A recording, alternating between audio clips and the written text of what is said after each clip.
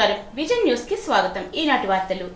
పవన్ కళ్యాణ్ అభిమాని భీమవరం నుంచి కాశీ వరకు సైకిల్ యాత్ర చేపట్టడం హర్షించదగిన విషయమని రాష్ట్ర public accounts committee chairman MLA Pulaparthi Ramanjaneyulu అన్నారు। భీమవరం మండలం అనాకోడేరు గ్రామానికి చెందిన పులగం వీరవెంకట సత్యనారాయణ మంగళవారం భీమవరం నుంచి కాశీ వరకు చేపట్టిన సైకిల్ యాత్రను ఎమ్మెల్యే అంజిబాబు ప్రారంభించారు।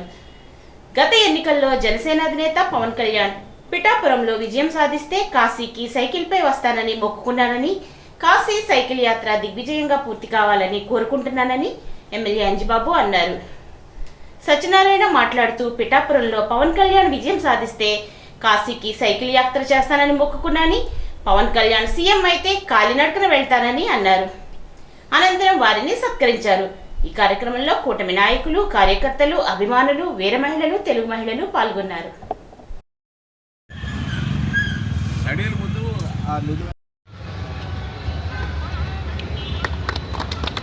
ఓం నమః శివాయ। అరే అరే కదా కూర్చో గండే కూర్చో అలా పట్టుకొని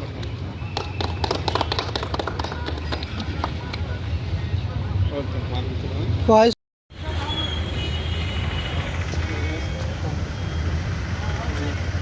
సార్ ఓకే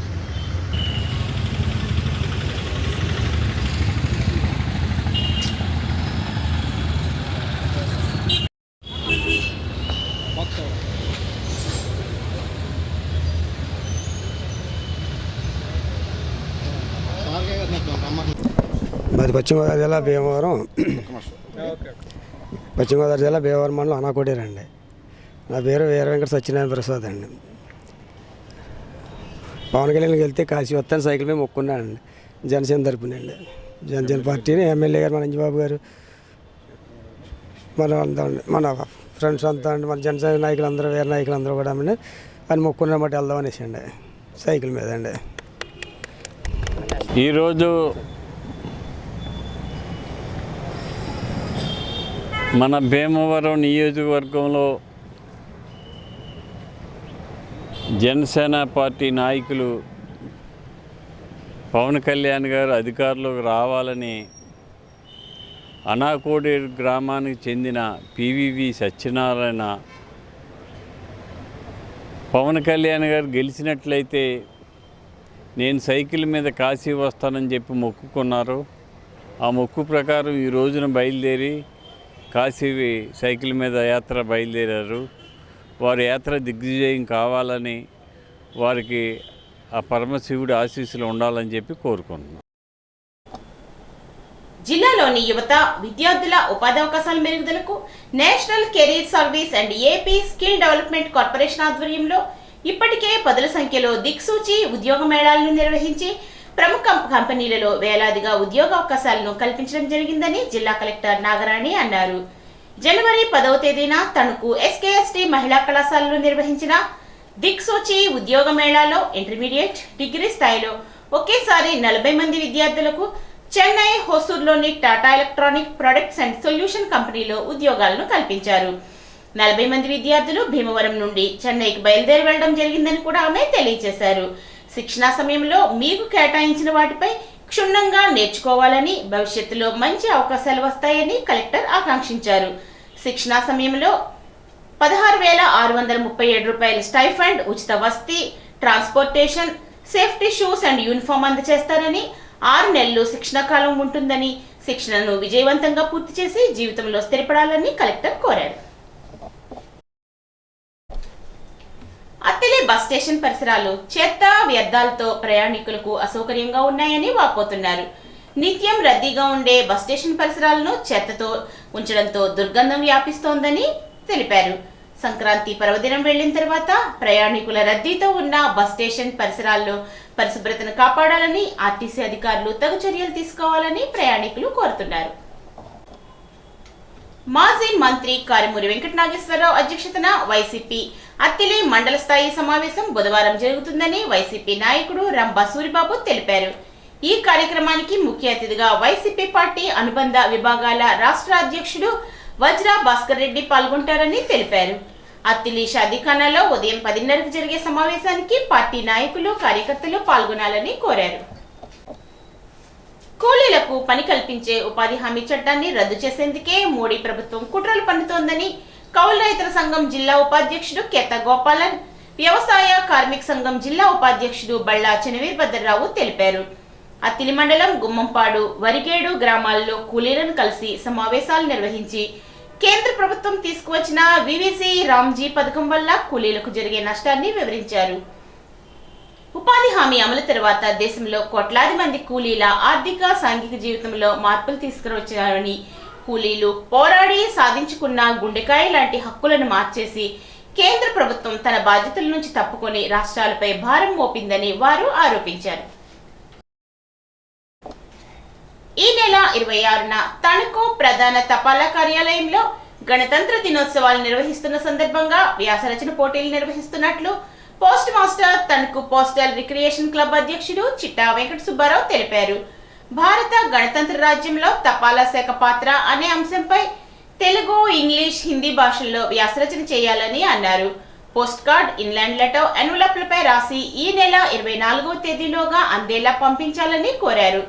విజేతలకు ఈ నెల 26న ఉదయం జరిగే కార్యక్రమంలో బహుమతులు అందజేస్తామని తెలిపారు.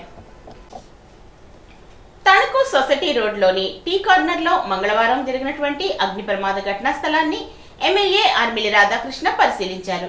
ప్రమాదంలో గాయపడిన క్షతగాత్రులను కూడా ఆయన పరిశీలించి వైద్య సదుపాయాల గురించి అడిగి తెలుసుకున్నారు. అనంతరం ఆయన మాట్లాడుతూ టీ దుకాణాలతో పాటు రోడ్డు పక్కనే చిన్నపాటి వ్యాపారాలు చేసుకునే వారంతా ప్రభుత్వ నిబంధనలకు అనుగుణంగా గ్యాస్ సిలిండర్లను వినియోగించాలని, వాటి వినియోగంలో తగు జాగ్రత్తలు తీసుకోవాలని కోరారు. చాలా వ్యాపార సముదాయాల్లో కమర్షియల్ గ్యాస్ సిలిండర్ల స్థానంలో డొమెస్టిక్ సిలిండర్లు వినియోగించడం వల్లనే ఇలాంటి ప్రమాదాలు జరుగుతున్నాయని చెప్పారు. ఈ కార్యక్రమంలో ఎమ్మెల్యే రాధాకృష్ణ వెంట తణుకు మున్సిపల్ కమిషనర్ రామ్ కుమార్, కూటమి నాయకులు, కార్యకర్తలు ఉన్నారు.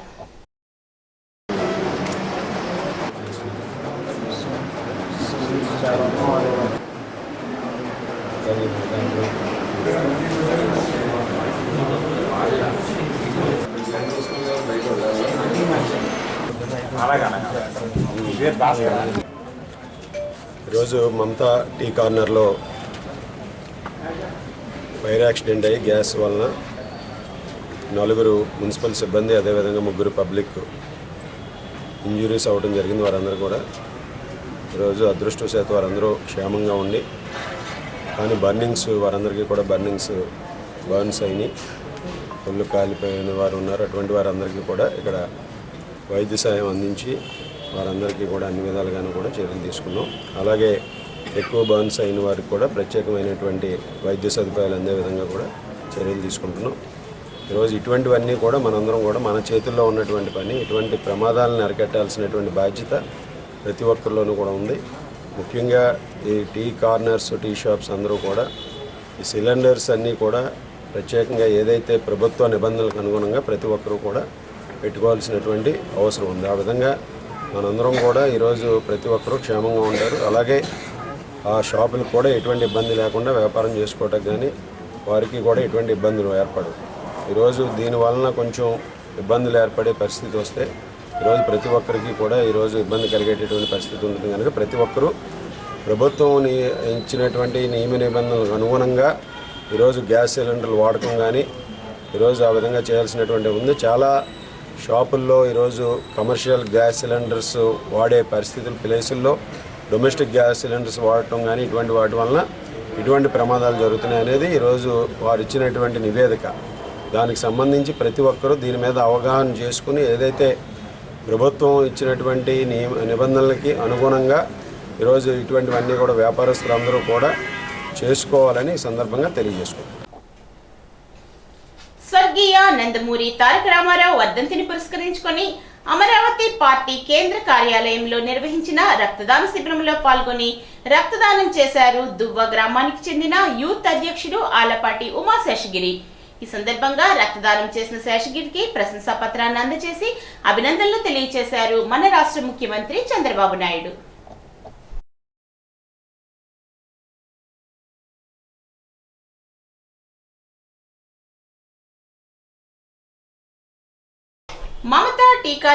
మమత టీ కార్నర్లో జరిగిన అగ్ని ప్రమాదం మీద విచారణ జరిపించి బాధితులను ఆదుకోవాలని సిఐటియు జిల్లా కార్యదర్శి పివి ప్రతాప్, ఏఐటియుసి జిల్లా నాయకులు బొద్దాని నాగరాజు అధికారులను డిమాండ్ చేశారు.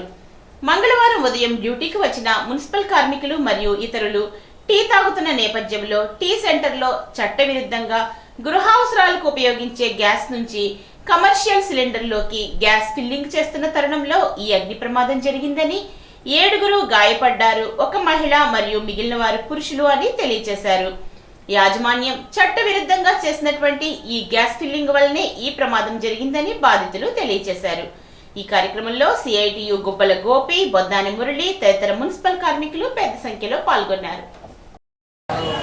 ఉదయం 5 గంటల ప్రాంతానికి మున్సిపల్ కార్మికులు వస్త్ర పాయింట్కి సందర్భంగా వెళ్ళిన సందర్భంలో టీ తాగడానికి వెళ్ళినటువంటి నేపథ్యంలో మమతా టీ కార్నర్కి సంబంధించినటువంటి దాని దగ్గర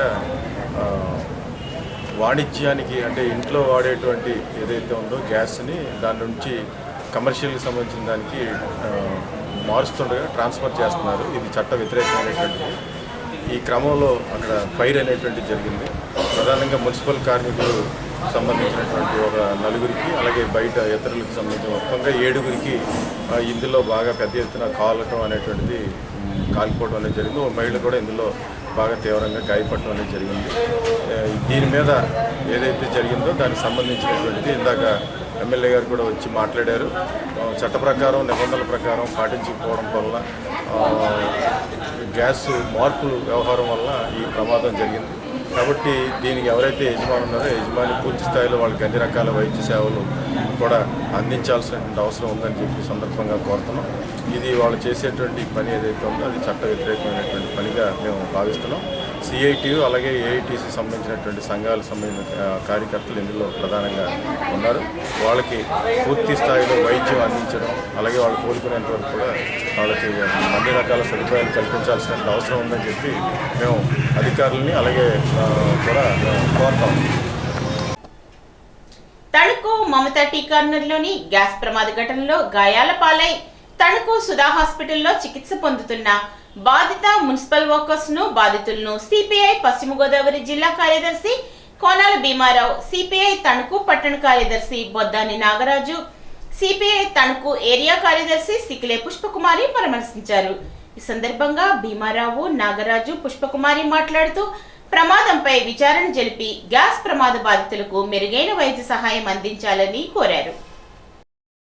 ఎన్నికలకు ముందు ఇచ్చినటువంటి హామీలను ముఖ్యమంత్రి చంద్రబాబు అమలు చేస్తున్నారని తణుకు ఎమ్మెల్యే ఆర్మిలి రాధాకృష్ణ పేర్కొన్నారు. ముఖ్యంగా ఆర్యవైశ్యుల అభివృద్ధికి కూటమి ప్రభుత్వం కట్టుబడి ఉందని తెలిపారు. వాసవి కన్యకా పరమేశ్వరి అమ్మవారి ఆత్మార్పణ దినోత్సవాన్ని ప్రభుత్వ కార్యక్రమంగా రాష్ట్ర వ్యాప్తంగా నిర్వహిస్తున్న సందర్భాన్ని పురస్కరించుకొని మంగళవారం తణుకులో వేంచేసిన అమ్మవారిని ఎమ్మెల్యే దర్శించుకొని ప్రత్యేక పూజలను నిర్వహించారు. ఈ సందర్భంగా ఆయన మాట్లాడుతూ ముఖ్యమంత్రి చంద్రబాబు ఇచ్చిన హామీ మేరకు వాసవి కన్యకా పరమేశ్వర అమ్మవారి ఆత్మార్పణ దినోత్సవాన్ని ప్రభుత్వ కార్యక్రమంగా నిర్వహించడం అభినందనీయం అన్నారు. అదేవిధంగా రాష్ట్రం కోసం ఆత్మార్పణ చేసిన పొట్టి శ్రీరాములు విగ్రహానికి అమరావతి రాజధానిలో 6.5 ఎకరాల్లో స్థలం కేటాయించి ప్రత్యేకంగా ట్రస్ట్ ఏర్పాటు చేసినట్లు తెలియజేశారు. వాసవి కన్యకా పరమేశ్వరి అమ్మవారు వేంచేసి ఉన్న పెనుగొండ క్షేత్రాన్ని వాసవి పెనుగొండ గ్రామంగా ప్రభుత్వ గజెట్ తీసుకుని వచ్చి ఆర్యవైశ్యులకు గౌరవం తెచ్చిన ఘనత కూటమి ప్రభుత్వానికి చెందుతుందని అన్నారు.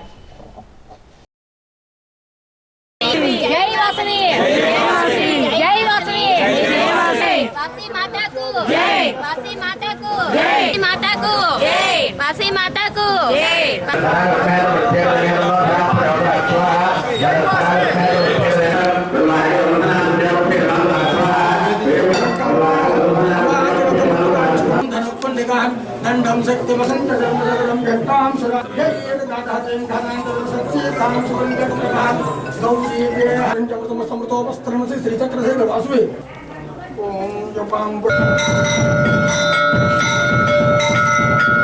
జై వాసువే జై వాసువే జై వాసువే జై వాసువే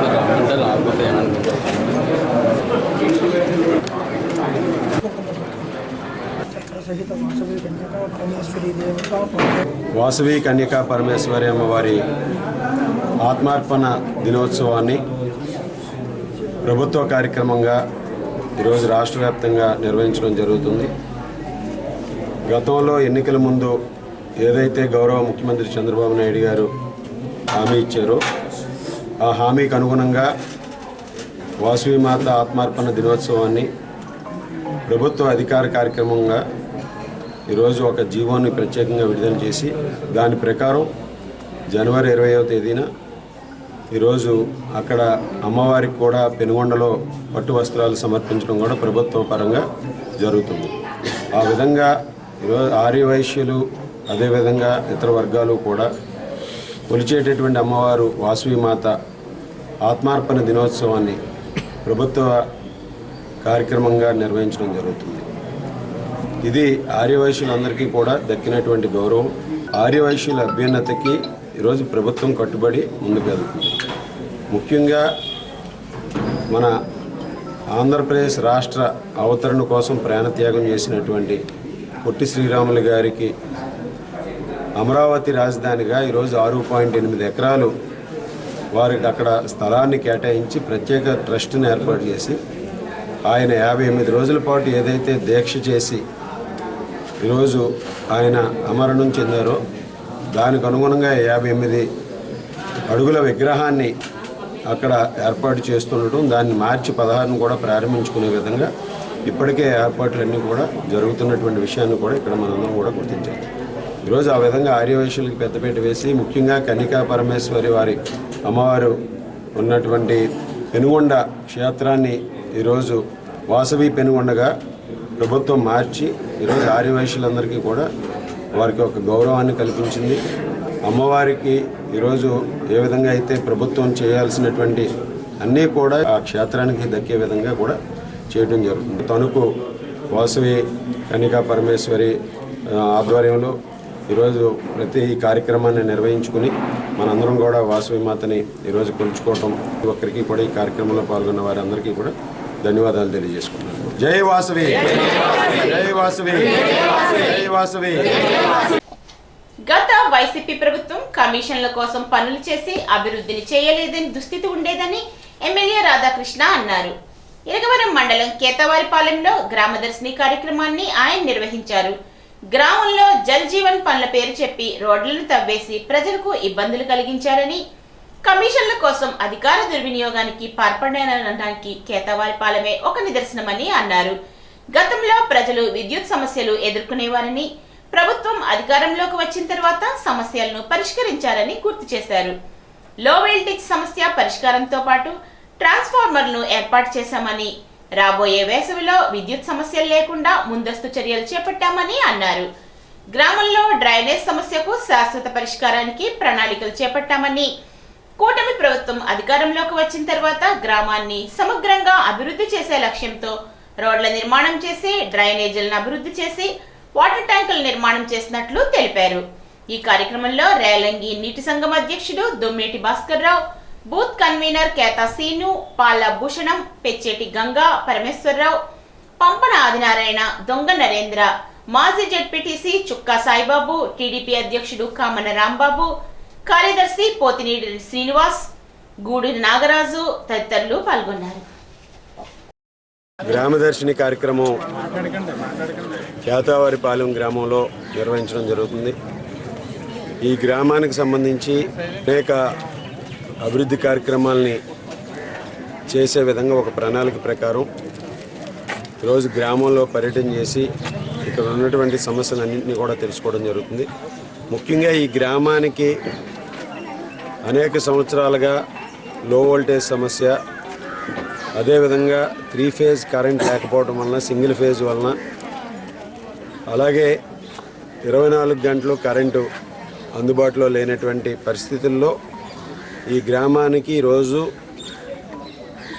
24 గంటల కరెంటు అలాగే 3 ఫేజ్ కరెంటును కూడా ప్రారంభించడం జరిగింది. దానికి సంబంధించి గతంలో రేలింగ్ ఫీడర్లో ఉన్నటువంటి కేతవారిపాలెం గ్రామాన్ని వేల్పూర్ సబ్ స్టేషన్ ఫీడర్కి అనుసంధానం చేసి ఈరోజు 11 kV లైన్ కూడా ఈరోజు 3 ఫేజ్ని 24 అవర్స్ కరెంట్ని ఇవ్వడానికి కోసం కొత్తగా లైన్ కూడా ఏర్పాటు చేయడం జరిగింది. ఈ విధంగా 93 లక్షల రూపాయలతో ఈరోజు 11 kV లైన్, అదేవిధంగా ఇక్కడ 3 ఫేజ్ 24 అవర్స్ కరెంట్ని కూడా ప్రారంభించుకోవడం జరిగింది. దీనికి సంబంధించి గ్రామంలో అవసరమైనటువంటి ట్రాన్స్ఫార్మర్స్ ఈరోజు గతంలో ఒక ట్రాన్స్ఫార్మర్ ఉంటే ఈరోజు 3 ట్రాన్స్ఫార్మర్స్ ఇవ్వడం జరుగుతుంది. దీనివల్ల ఇక్కడ గ్రామంలో సర్ప్లస్ సప్లై ఉండే విధంగా కూడా ఎక్కడా కూడా ఓవర్లోడ్ లేకుండా 24 గంటలు కరెంటు, రేపు వేసవికాలం కూడా ఎటువంటి ఇబ్బందులు లేకుండా కూడా ఇక్కడ ప్రజలందరికీ కూడా దీన్ని అందుబాటులోకి తీసుకురావడం జరుగుతుంది. వ్యవసాయం మీద ఆధారపడి ఉన్నటువంటి రైతాంగం, అదేవిధంగా అందరూ కూడా ఈరోజు ఇక్కడ ఈ గ్రామంలో ఉన్నటువంటి సమస్య డ్రైనేజ్ సమస్య ఉంది. అలాగే రోడ్లు కూడా పూర్తిగా నిర్మాణం చేసే విధంగా చర్యలు తీసుకుంటాం. ఇక్కడ డ్రైనేజ్ సమస్యకి శాశ్వతమైనటువంటి పరిష్కారం ఇచ్చే విధంగా కూడా చర్యలు తీసుకుంటాం. గత ప్రభుత్వంలో కేవలం వాళ్ళ కమిషన్ల కోసం పనులు చేసి దాన్ని ప్రజలకు అందుబాటులో తేలేనటువంటి పరిస్థితుల్లో నిర్లక్ష్యం చేసినటువంటి విషయాన్ని ఈ సందర్భంగా అందరికీ కూడా తెలియజేస్తున్నాం. ఈ గ్రామంలో జల్ జీవన్ మిషన్ పేరు చెప్పి వాటర్ పైప్ లైన్లు వేసామని చెప్పి ఇక్కడ రోడ్లన్నీ కూడా తవ్వేసి పైప్ లైన్లు వేసి ఆ రోడ్లను కూడా పోడ్చకుండా వదిలేసి కనీసం వాటర్ సోర్స్ లేకుండా పైప్ లైన్లు వేశారు. అంటే వాళ్ళ కమిషన్ల కోసం ఏ విధంగా అధికారాన్ని దుర్వినియోగం చేశారనే దానికి కేతావారిపాలెం గ్రామం ఒక నిదర్శనం. వీరవాసరం మండలం చింతలకోటి గరువు గ్రామంలో గల ఉమా చంద్రశేఖర స్వామి వారి ఆలయ ప్రాంగణంలో మండల పిరమిడ్ స్పిరిచువల్ సొసైటీ ఆధ్వర్యంలో ఉచిత ధ్యాన శిక్షణ కార్యక్రమాన్ని నిర్వహించారు. ఈ కార్యక్రమంలో తణుకు పట్టణానికి చెందిన senior pyramid master Chenna Pragada Sudhakar, Attili పట్టణ రిటైర్డ్ ఎంపీడీఓ పంజాబ్ ప్రసాద్ పాల్గొని జ్ఞానబోధ చేసి ధ్యాన శిక్షణ ఇచ్చారు. ఈ సందర్భంగా సుధాకర్ మాట్లాడుతూ ధ్యాన సాధన ద్వారా పూర్ణాత్మ నుండి అసంచాత్మలమని, శ్వాసే మన గురువు అని, ప్రతి ఒక్కరూ శ్వాస మీద ధ్యాస ఉంచినప్పుడు ఆలోచన రహిత స్థితిలో విశ్వమయ ప్రాణశక్తిని పొందడం ద్వారా నాడీ మండల శుద్ధి జరిగి శారీరక మానసిక ప్రశాంతత పొందుతామని అన్నారు. ఈ కార్యక్రమంలో నిర్వాహకులు సుధాకర్, పంజాబ్ ప్రసాద్లను ఘనంగా సత్కరించారు. పశ్చిమ గోదావరి జిల్లా ఉండి గ్రామం నిమ్మనపేటలో ఒక మహిళ దారుణ హత్యకు గురైంది. సంఘటన స్థలానికి భీమవరం డీఎస్పీ రఘువీర్ విష్ణు, మంగళగిరి నుండి వచ్చిన క్లూస్ టీం ఆలస్యం కావడంతో చుట్టుపక్కల దుర్వాసన వెదజల్లింది. నిన్న అనుమానాస్పద మృతి చెందిన దొంగ సుబ్బారావు జేబులో ఇంటి తాళం ఉండడంతో వీఆర్ఓల సమక్షంలో ఇంటి తలుపులు తెరిచించి క్లూస్ టీం సిబ్బంది పర్యవేక్షించారు. ఈ నెల 18న పాలకోడేరు పోలీస్ స్టేషన్లో విజయలక్ష్మి కుమార్తె తన తల్లి కనిపించడం లేదంటూ పోలీస్ స్టేషన్లో ఫిర్యాదు చేశారు.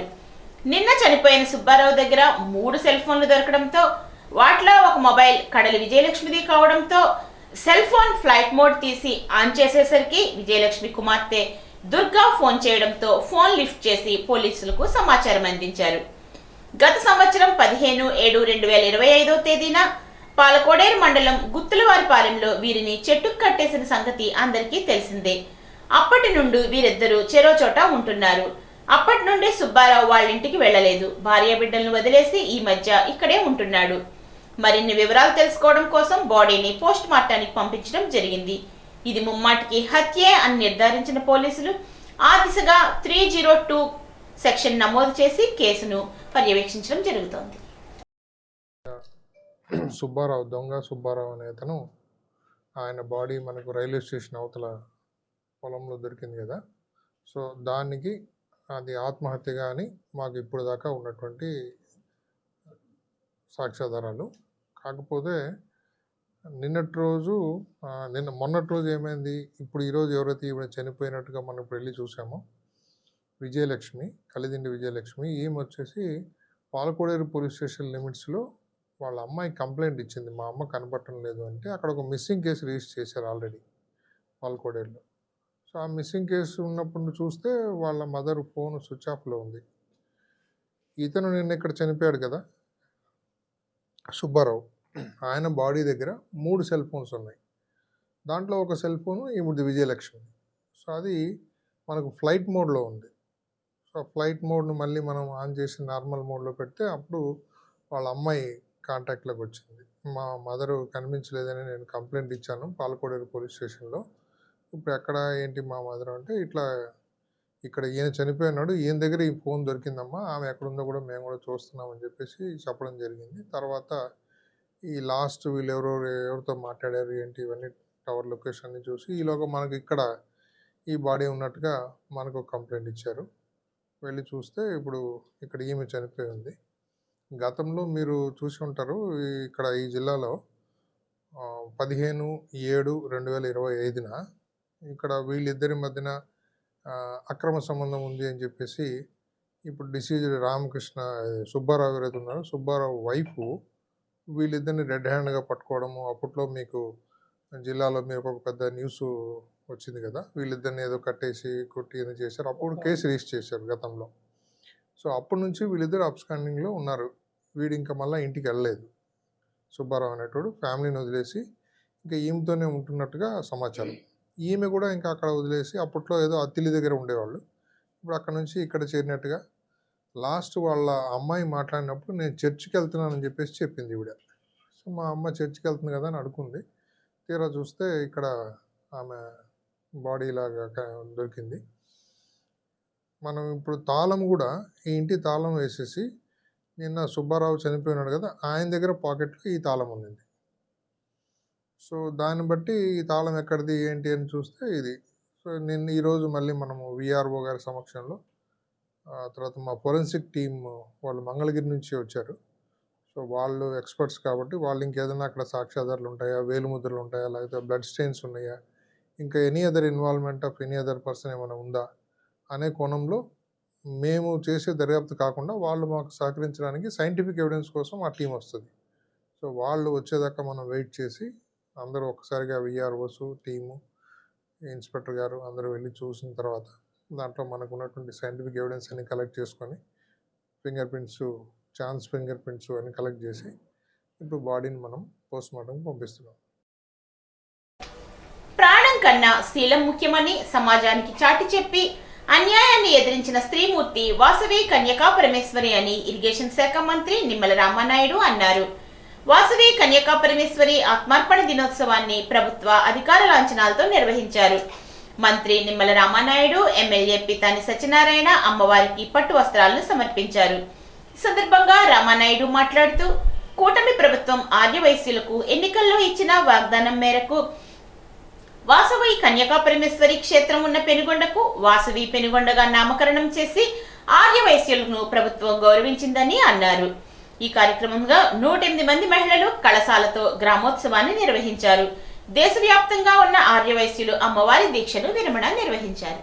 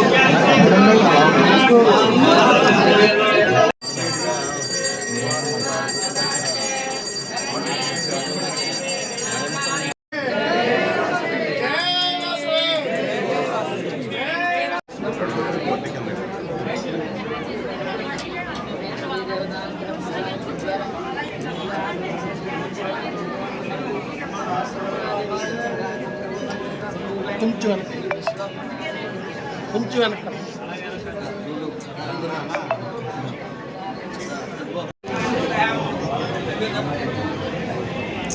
అత్యంత పవిత్రమైనటువంటి మన పెనుగొండ పుణ్యక్షేత్రమున ధర్మం కోసం ప్రాణాలను అర్పించినటువంటి మహోన్నత త్యాగమూర్తి శ్రీ వాసవి కన్నికా పరమేశ్వరి ఆత్మార్పణ దినం కార్యక్రమంలో ఈరోజు మేమందరం కూడా భాగం పంచుకోవడం మా పూర్వజన్మ సుకృతంగా ముందుగా మేము భావిస్తూ ఆర్యవైశ్యుల సమాజం అన్నా కూడా చంద్రబాబు నాయుడు గారి గౌరవ ముఖ్యమంత్రి గారికి తెలుగుదేశం జనసేన బీజేపీ ప్రభుత్వానికి ఒక చిత్తశుద్ధి.